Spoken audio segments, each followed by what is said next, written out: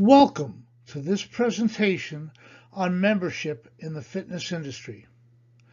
Our industry has depended on a membership model to drive its business success since the late 1940s. While the types of membership offered have evolved since then, the basic principles have remained the same. Only in the past decade have new approaches emerged for extending membership-like privileges to consumers. Over the course of this presentation, we will discuss the differences between a consumer, a customer, and a member, the types of memberships and access models now offered to consumers, and the pricing approach used for memberships and facility access. And finally, we'll look at the demographics of industry membership. So what is the difference between a customer and a member? A fitness facility customer is someone who uses a facility on a pay-per-use basis. They have no ownership. This customer user is someone that accesses a facility daily, weekly, or monthly based on the fee that they pay. But most importantly, a customer does not perceive a right of ownership. Now, a member is someone who pays for the privilege and right to use your facility and the privilege to associate with others of similar interests and backgrounds. A member is someone who perceives a sense of ownership in the experience. They believe they have a say in the delivery of their experience.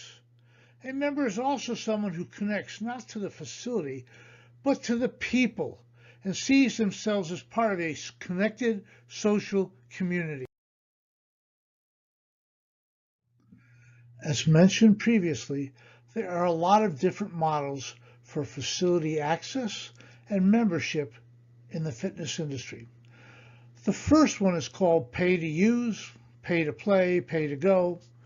And it really involves allowing a customer or a consumer to pay just for what they're using. It's very popular in the fitness studio industry. In other words, if I want to use for one day, I pay for one day. I pay for nothing in advance, just for what I'm going to use.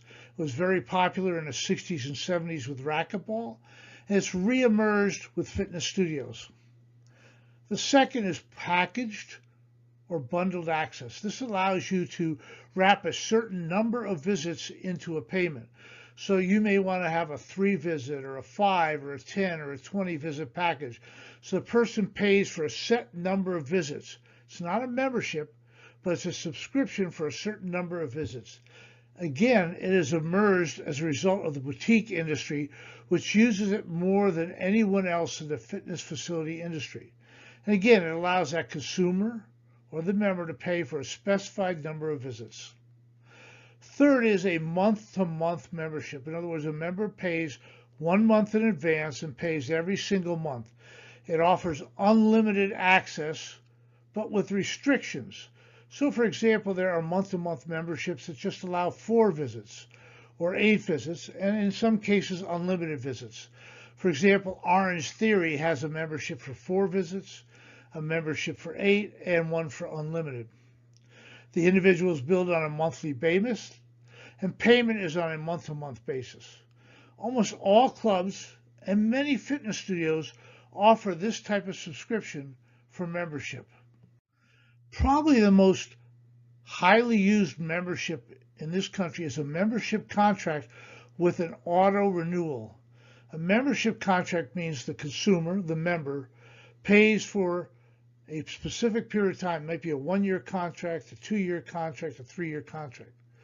But on top of that, they pay for that contract, so they pay for a year, or they pay for 2 years. Then when that contract comes up, it automatically renews for an equivalent period of time. So with a membership like this, you pay for 1 or more years in advance, and then you're obligated to pay once that auto renews. The advantage of this approach is that it reduces the cost of membership for that individual, but also guarantees, so to speak, payment for a longer period of time for the operator. The disadvantage is it sort of holds the customer hostage for a certain period of time and often makes it harder for them to get out of. Another one, which is very popular in the industry, is a month-to-month membership contract with a month-to-month extension. What this means is that you sign a contract for the first year. You're obligated to pay for that first year, but then once you hit the 13th month, it rolls over into a month-by-month membership.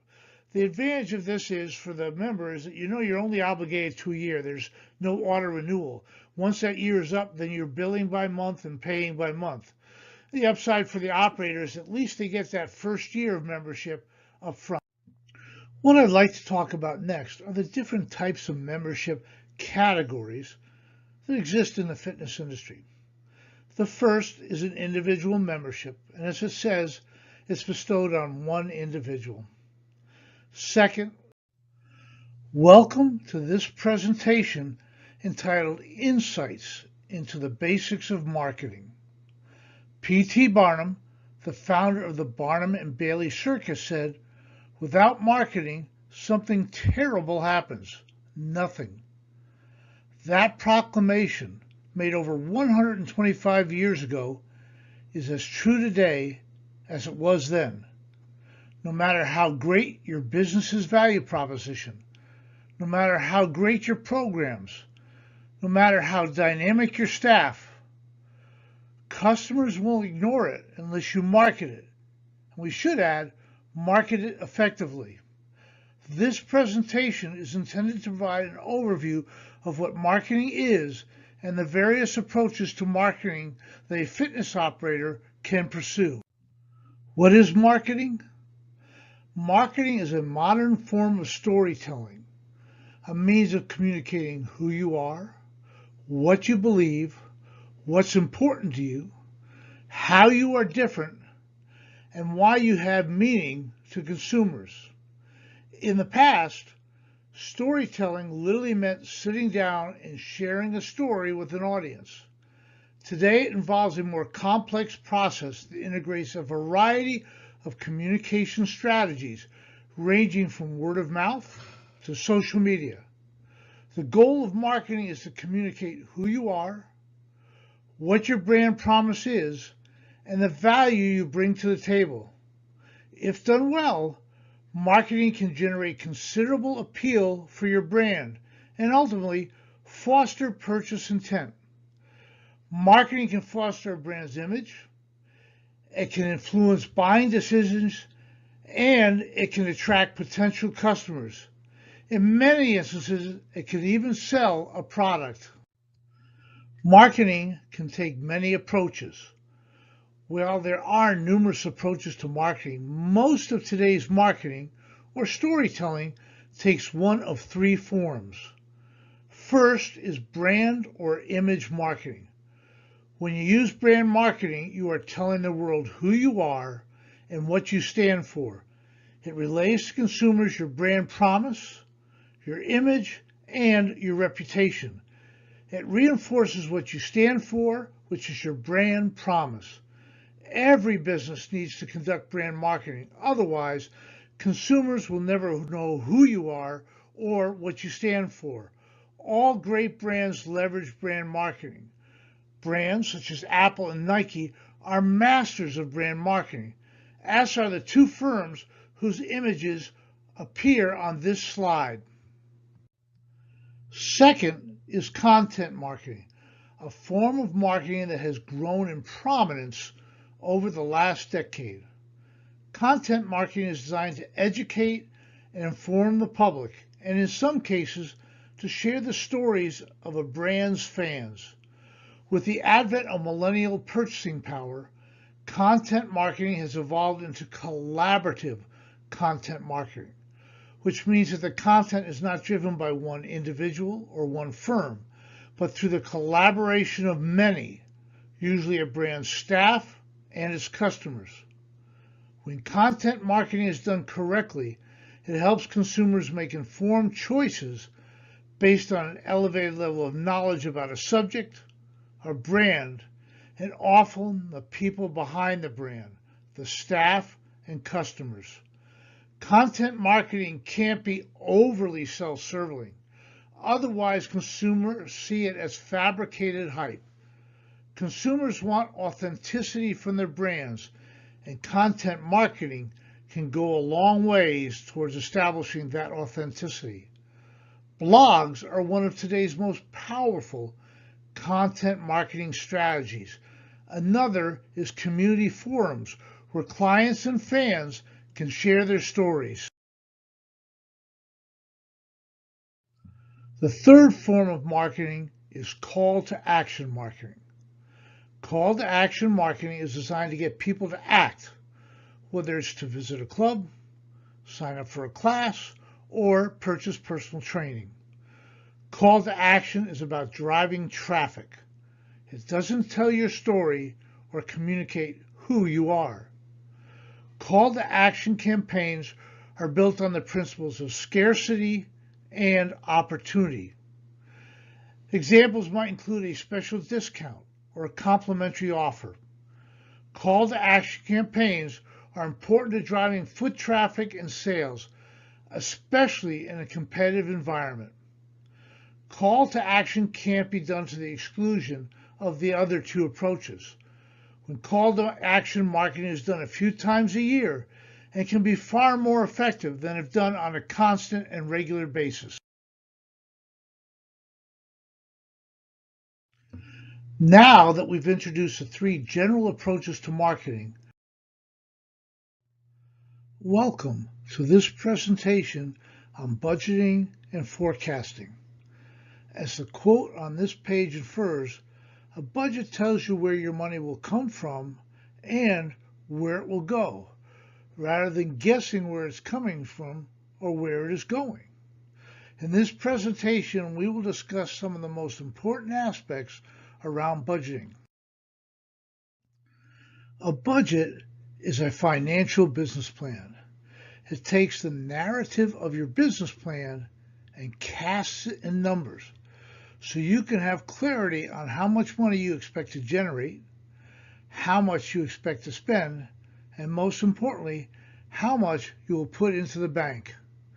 A budget is a tool that allows operators to establish a financial roadmap for the business, then use that roadmap to monitor actual performance. It provides perspective as to whether you are living up to the financial expectations you have. A budget also communicates to everyone in the organization what you expect to generate in revenues, what you expect to spend to achieve those revenues, and what you hope to save. This type of insight helps every individual on your team set their own course for performance. Most organizations use one of two approaches to budgeting: trendline budgeting and zero-based budgeting. Each has its place, depending upon the tenure of the business and present market conditions. Trendline budgeting involves applying assumptions about your business, the marketplace, and economy to prior year performance to calculate the next year's performance.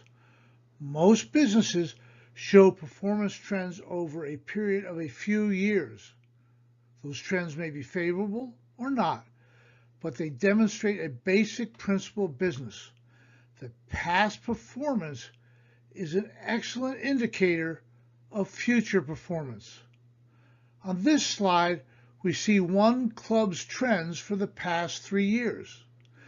In budgeting for the upcoming year, it requires generating key assumptions about the business, then applying them against these trends. For example, let's say you know there will be 2 new competitors in a marketplace, and your sales director is leaving. Chances are your assumptions on revenue growth might be more conservative than if these things weren't happening. Trendline budgeting is best suited for mature businesses, or in many cases, for businesses that have multiple sites.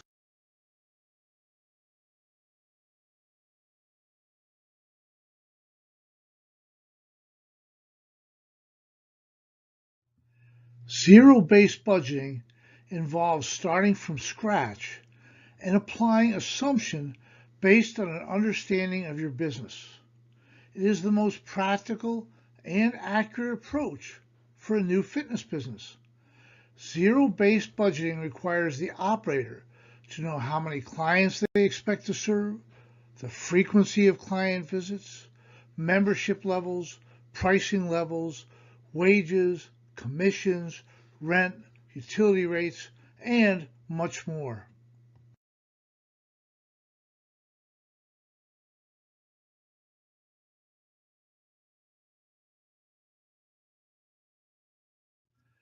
This slide offers an example of how a zero-based approach might work across a few different revenue and expense categories. For example, to determine a budget for personal training, you are taking the expected number of sessions for each week and multiplying against an expected average price. In this instance, the manager may have had an average of 90 sessions a week and felt by adding a new full-time trainer, they could increase the count to 130 sessions a week. Furthermore, during the past year, they sold a lot of large session packages, which brought the average price down. This year, he or she is eliminating some of the larger packages to increase the average price per session. The result is an accurate budget for personal training. Each line demonstrates a similar approach to using data, accompanied by assumptions, to build out a budget using a zero-based approach.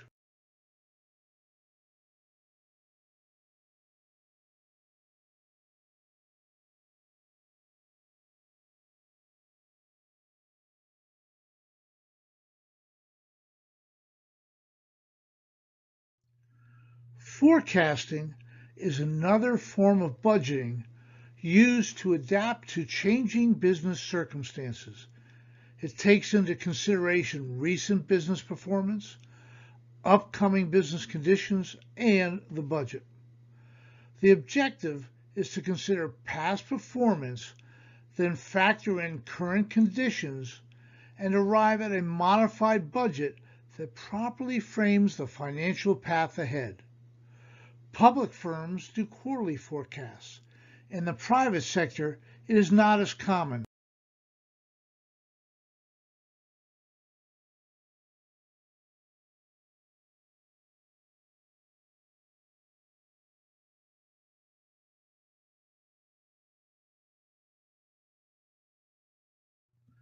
In conclusion, a budget is a financial business plan, a roadmap that sets forth your objectives for revenue generation, expense control, and profit potential. A budget should be realistic, but at the same time should require you to stretch a little. Budgeting either involves a trendline approach or a zero-based budgeting approach. And finally, remember that a budget is a living entity. By using forecasting, you can keep your budget current based on present and future business conditions. Welcome to this presentation on the attributes and competencies of great leaders. Lao Tzu said, "A bad leader is one whom the people revile. A good leader is one whom the people revere. But a great leader is one whom the people say, 'We did it ourselves.'" In business, the most significant factor influencing whether an organization is great, good, or just okay falls to leadership. The style of leadership and the nature of that leadership defines what an organization looks like and whether it will succeed. This presentation introduces a framework for great leadership and why you can do to require these attributes of great leadership. Great leaders are not those who give orders or seek to be worshipped. They are instead those who empower their teams to take the reins of success.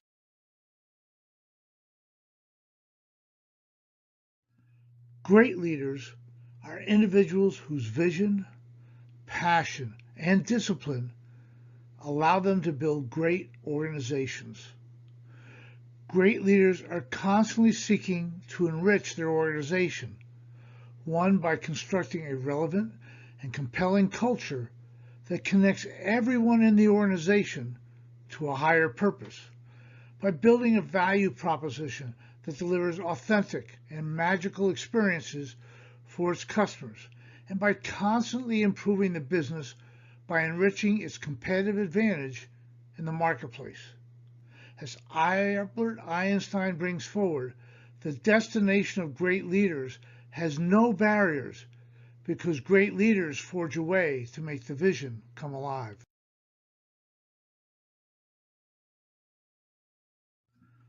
Too often, business leaders confuse leadership and management, believing they are the same. A leader can be a manager, but a manager is not always a leader. A manager is someone we refer to as the boss, someone who gives direction, demands allegiance, tells people what must be done, and often micromanages the behavior of people. As the quote at the top of this page says, managers ask how and when, not so much as what and why.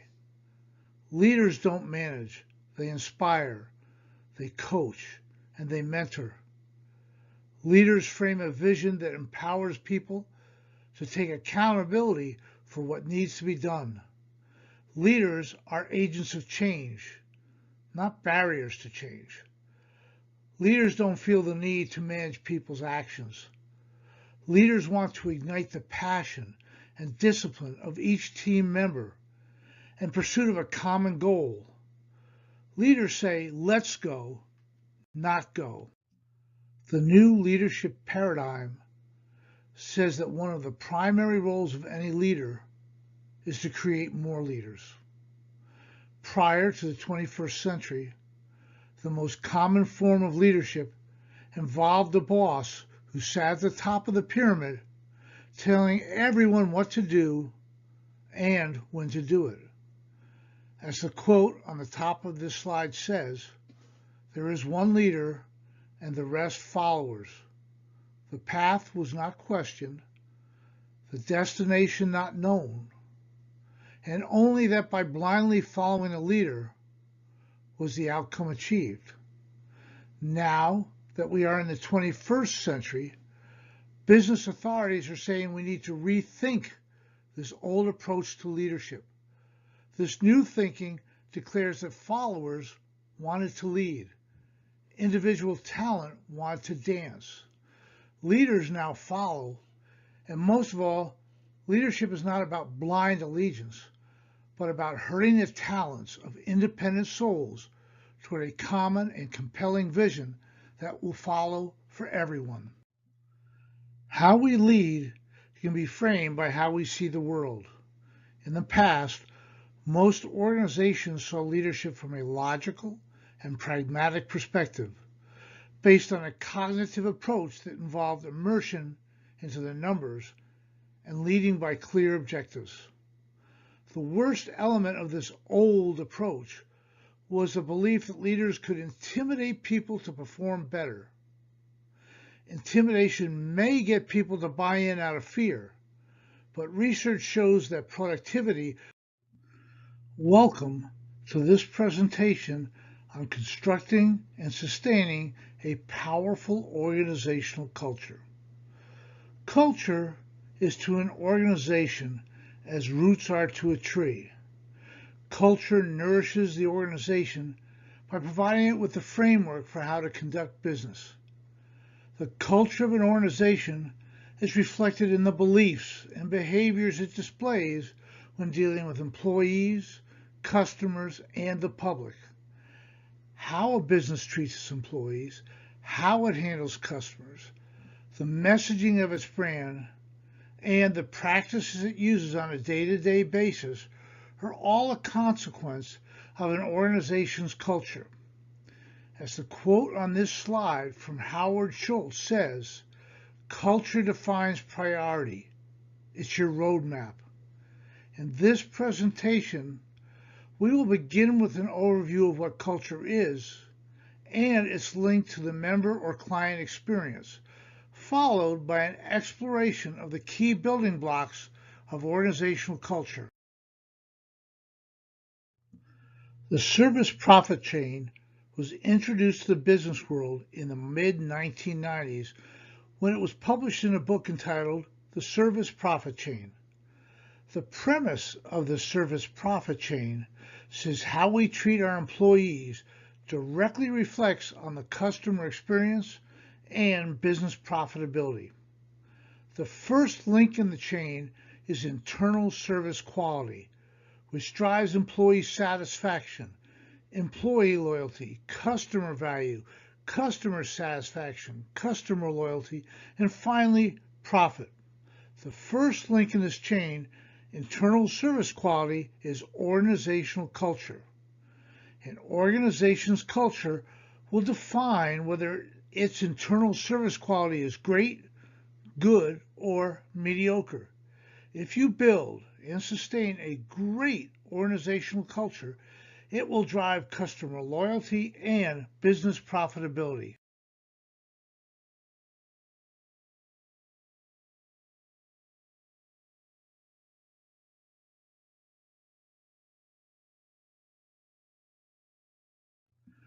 Culture exists whether we formally create it or allow anarchy to rule.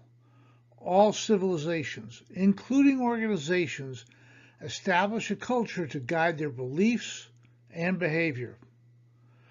The question arises, do you want your organization's culture to form organically on its own, or do you want to guide it?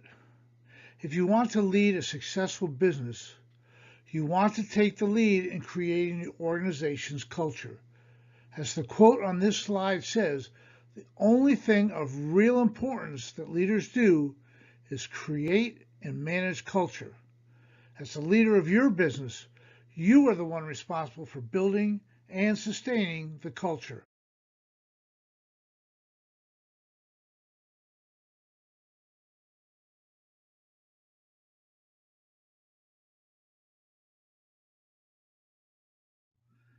Every culture has 6 building blocks: purpose, vision, values, artifacts and traditions, heroes and legends, and finally, myths and storytellers.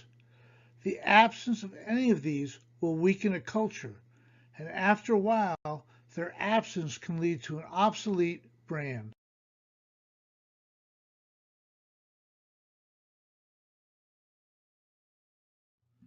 The first building block involves establishing a purpose statement that is relevant and compelling. Your organization's purpose represents the why of your business. It speaks to why you and your staff come into work each day. Your organization's purpose speaks to the reason your business does what it does. To some, it might seem weird that a business needs a purpose.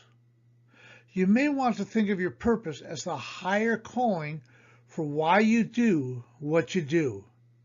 If that calling is relevant and compelling, it will ignite the passion and efforts of your entire team. On this slide, we offer examples of different purposes from large organizations such as Nike to studios and clubs such as Fitness Formula, Soul Cycle, and Fitness Never Sleeps.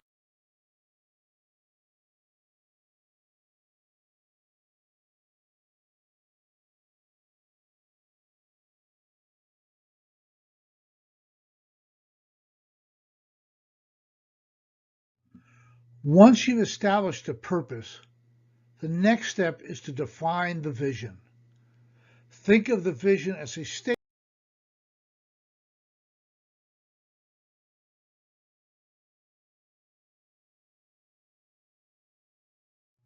Welcome to this presentation on facility operations. Facility operations speak to the policies, practices, and standards a business establishes to effectively execute on its value proposition. In this presentation, we will provide a definition of what operation means in the fitness facility industry. We will provide a definition of the difference between front of the house and heart of the house operations. And finally, we'll provide a brief overview of the operating essentials in respect to the key areas of facility operations.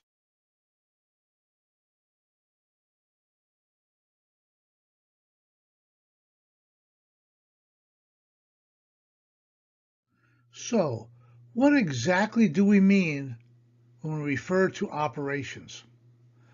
Operations reflect the administrative policies, practices, procedures, and systems a fitness facility executes to service its members and users. Operations includes practices and policies ranging from the scheduling of appointments to conducting new member orientations. Operations involves benchmarking best practices and establishing standards to create consistency in delivery. And finally, operations involves member-facing practices, front of the house, and non-member-facing practices, heart of the house. The most visible aspect of club operations involves those practices used to engage with members, or front of the house operations. These involve policies and practices that directly impact a facility's customers. Over the next few slides, we will touch on the essential operating practices at the front desk, child care, fitness, and aquatics. Front desk essentials are those practices critical to the front desk fulfilling its responsibilities to provide a welcoming experience for members. These include having a system for identifying and monitoring each member who comes into the facility, whether manual or digital, having a system for scheduling appointments and making reservations, having established policies and practices for answering the phone, and having a system for coordinating in-club emergencies and communications. Child care is one area where having well-enforced operating standards is essential. Among the many essential practices for child care are establish the hours of operation and then communicate that information clearly to the members. Establish the age groups that the child care area will serve and clearly communicate what those are to the membership. For example, many clubs serve age groups from 6 months to 8 years of age. Establish clear drop-off and pick-up policies and practices. Have established policies, practices, and communication for the services that your facility's child care will offer. For example, will you provide food? Will you change diapers? Lastly, have specific policies and practices for registration and enrollment of children. The fitness area is typically the busiest area of the gym. Welcome to this presentation on accounting and finance for the fitness professional. Over the course of this presentation, we will introduce you to the language of financial professionals, as well as to the core principles of accounting and finance.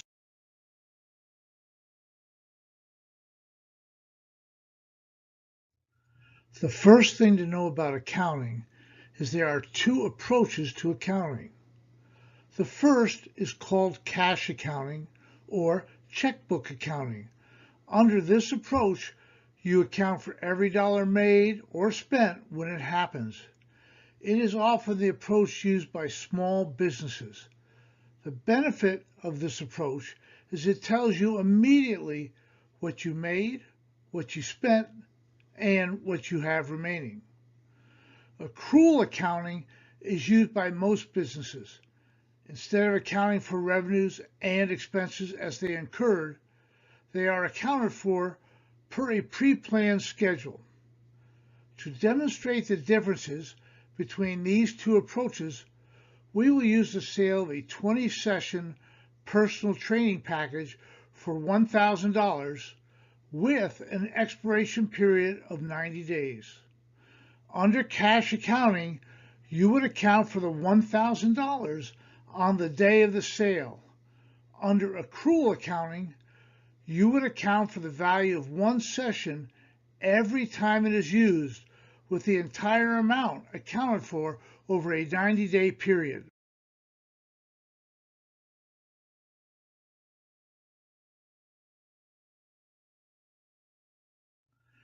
Let's review the 4 principal financial tools used in business. First is the balance sheet, which provides a business owner with a snapshot of their business's financial health at any given moment in time. Second is the statement of owner's equity, a simple scorecard that tells owners how much of the business they own free of debt.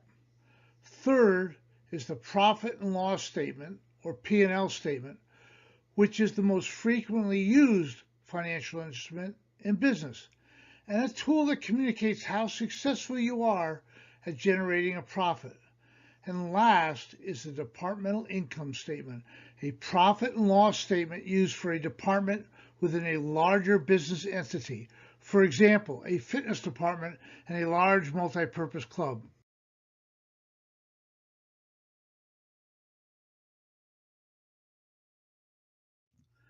The balance sheet is a scorecard for your business's financial health.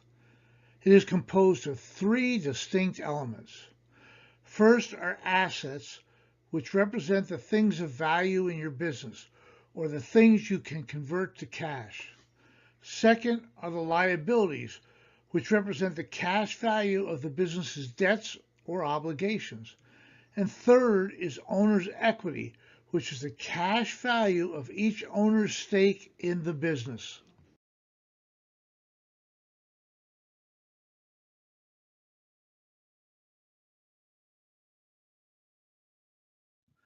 Let's begin by looking at the assets of your business.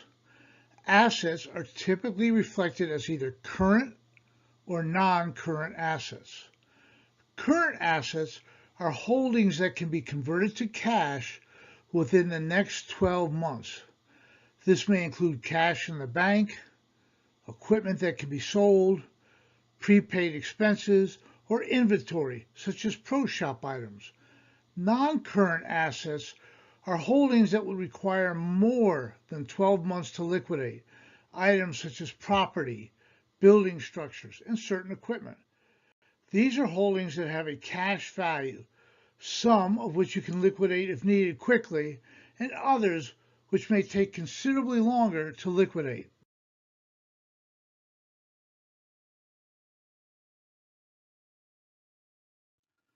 Business liabilities represent the financial obligations of your business. It can either be current or non-current. Current liabilities are obligations that will come due in the next 12 months. They include a variety of items, including invoices that your business has received and hasn't yet paid, expenses you may be accruing, money from a contract you've sold which the client hasn't used, and any rent due over the next 12 months. Ideally, you want your current liabilities to be less than your current assets. Long-term liabilities represent obligations that will become due beyond the next 12 months. These long-term liabilities include future interest. Welcome to this presentation entitled Sales Management, Inspiring Individual and Collective Sales Success.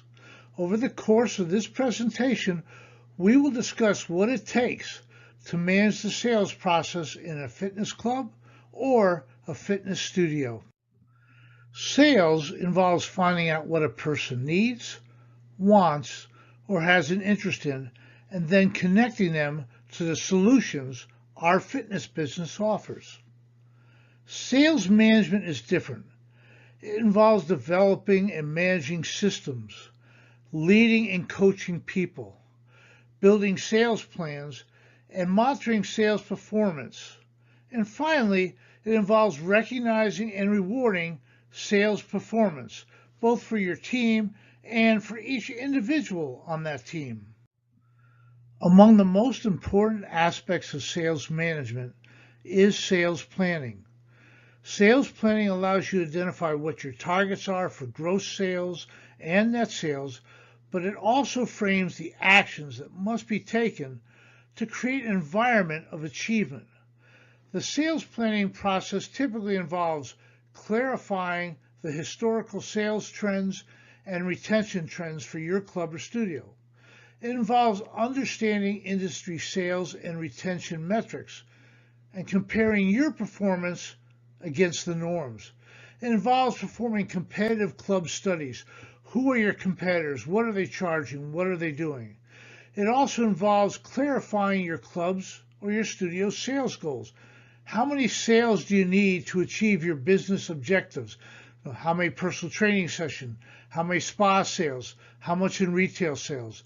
It also involves identifying specific sales targets, how many prospects and leads you'll need to generate those final sales numbers. And lastly, it involves determining what strategies and what actions will be needed to be put in place in order for you to generate your leads, your prospects, and your memberships. Following are some important tips for successful sales planning. One is determine how many prospects and leads will be needed in order for you to generate the sales success you need. Another is determine what strategies and actions will be needed to generate the required number of leads, prospects, and sales. Third is create a calendar for the year and focus on quarterly strategies that can be modified as you go along. Also, break down your sales targets and contacts to achievable and realistic goals for each and every salesperson, be that a personal trainer, a membership person, or even a spa person. And lastly, assign sales targets not only for the club, but to each and every member of your staff. Another important element of sales management is fostering a strong sales culture. And this involves several steps. First is clarifying expectations. Focus on what are the outcomes for your team and for each individual. Second, meet with each salesperson on a regular basis. Use it as a time not only to monitor performance, but to motivate people and to teach them. Third, hold your staff accountable for both their outcomes, but as well their process. In other words, what are they doing? How many calls are they making? How many meetings do they have? Make sales a game. People are driven by achievement, recognition, and winning. This doesn't have to be a game where there's a winner and a loser. It's a game about encouraging, inspiring, and motivating people because people enjoy games. Another important aspect of sales culture is make it a habit to provide ongoing recognition for sales success. Also, be prepared to lift the sales staff when they are down and celebrate with them when they are up. And lastly, hold weekly sales meetings for the team and daily sales meetings with each individual member of your team. To wrap things up, sales management is essential to the overall sales success of any organization. And sales management involves some important things: creating sales plans, monitoring sales performance, coaching and mentoring salespeople, holding people and the organization accountable for their sales performance, and inspiring everyone to become a more successful salesperson. Welcome to this presentation on facility design and development. Your facility, be it a big box fitness club, recreation center, or boutique fitness studio, is the stage for delivering your value proposition. How you design the facility speaks to the type of experience you want customers to have. In this presentation, we will look at the design and development process and what goes into creating an engaging and safe physical space for your fitness offering.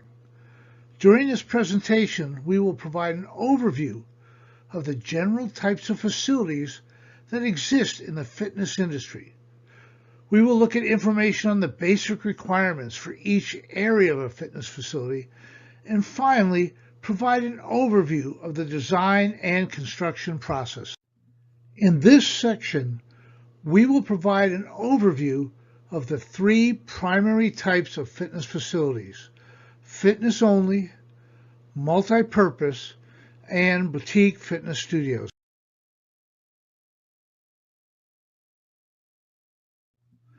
Fitness-only facilities are designed to deliver a value proposition that is centered on the pursuit of fitness activities such as cardio training, resistance training, functional training, and group exercise activities. Fitness-only facilities are the most popular type of facility in the marketplace, according to data from ISSA. Fitness-only facilities range from 10,000 square feet to as large as 80,000 square feet. Examples of fitness-only facility operators include Planet Fitness, Anytime Fitness, Crunch Fitness, 24-Hour Fitness, McFit in Germany, and Basic Fit in Europe.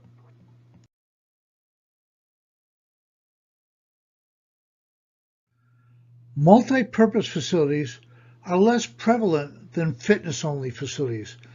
These facilities, because they offer a vast array of spaces and programs, consume larger footprints. Multi-purpose facilities are common among nonprofits and premium and luxury commercial clubs. They provide space for the pursuit of fitness, recreation, and sport activities. These facilities offer all the components of a fitness-only facility, plus one or more spaces for a pool, gym, racket courts, and related activity spaces. Welcome to this presentation on membership retention. During this presentation, we will provide a framework for understanding what member retention is and why it is so important to the success of a fitness business. During this presentation, we will cover several things. First, we will provide a definition of retention and its role in driving success in the fitness business. Second, we will demonstrate the real value of a member. Third, we will provide an overview of the variables influencing retention in the fitness business. And last, we will identify some global strategies to drive membership retention. So what is member or client retention, and why is it so important to fitness businesses? Membership retention refers to the ability of a club or studio to keep members or users engaged so they do not drop their membership. The higher membership retention, the fewer sales have to be made and the more profitable a gym can become. And membership retention is about making the gym an integral part of a member's life.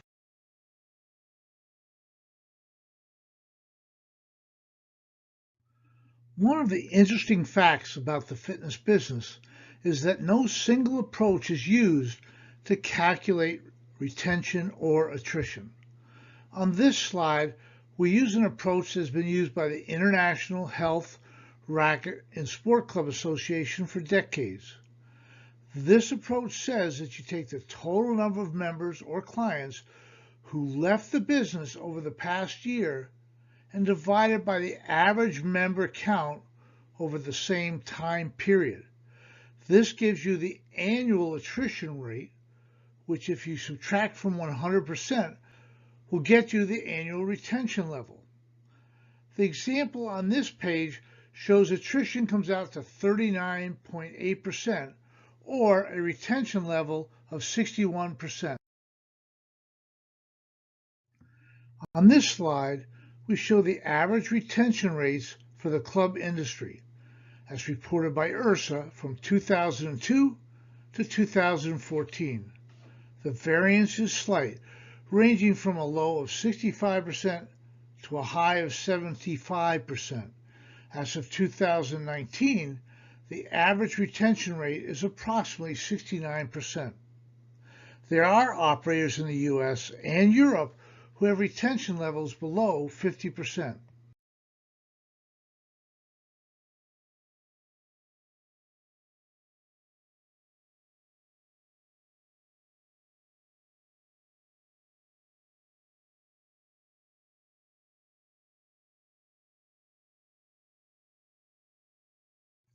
Another approach used to measure retention, or its counterpart, attrition, is to look at member churn, or the rate of member turnover per an established benchmark of members, for example, per 100 members or per 1,000 members. In this slide, we compare the churn levels of 3 clubs.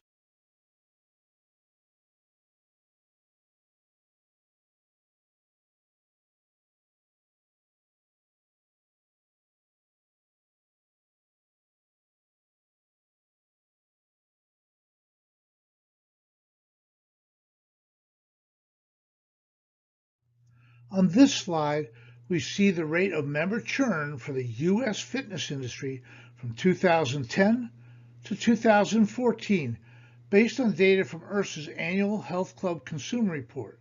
As the slide, welcome to this presentation entitled The Disruptive Power of Boutiques. In this presentation, we will start with an overview of how consumers are responding to boutique fitness studios, followed by a look at 10 unique attributes influencing their success.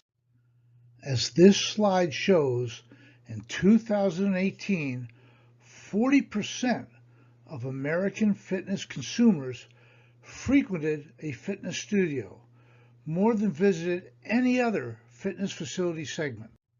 From 2013 to 2017, the number of fitness consumers who claimed to be members of a fitness studio grew by 121%, far outdistancing the growth in other fitness industry segments. Another unique characteristic of fitness studios are the people who frequent them. Fitness studio users skew significantly younger than members of traditional clubs. Fitness studio clients are primarily millennials and Generation Z.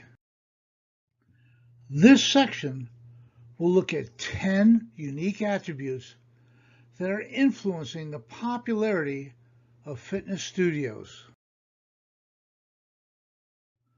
The first influential attribute of fitness studios is specialization, a pattern we see emerging in many industries. This hankering for specialization is constructed around 2 dynamics. First is the consumer's desire to seek out experts. Due to their specialization, fitness studios are perceived as having greater expertise. Second is passion. The studio owner's passion for their brand of fitness offers consumers great inspiration. Passion, along with expertise, are 2 hallmarks that fuel specialization in the fitness studio. Welcome to this presentation entitled Basic Tools for Empowering a Happy and Engaged Workforce. Research has shown that organizations whose employees are happy are also more productive organizations. Consequently, if an organization is focused on becoming the best and gaining a competitive advantage in the marketplace, it should consider the importance of developing a team where employees are happy, engaged, and empowered. The objective of this presentation is to bring forward some of the basic tools or systems that leaders can implement to create a happy, empowered, and productive workforce.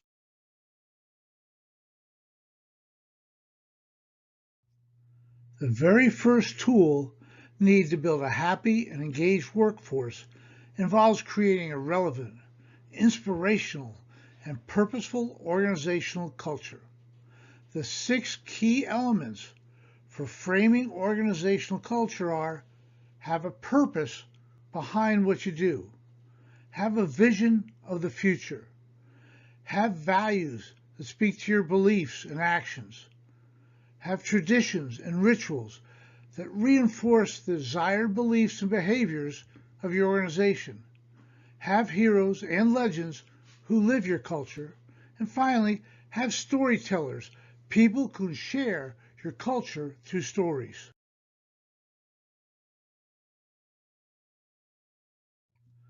Great teams, great talent, and happy workforces don't just happen. Those organizations that have the most productive and happiest workforces understand that it begins before anyone becomes an employee. If you want to build a great team, if you want a happy workforce, then you must be a hunter. Hunting refers to being proactive in your search for talent. Waiting till you need help is waiting too late.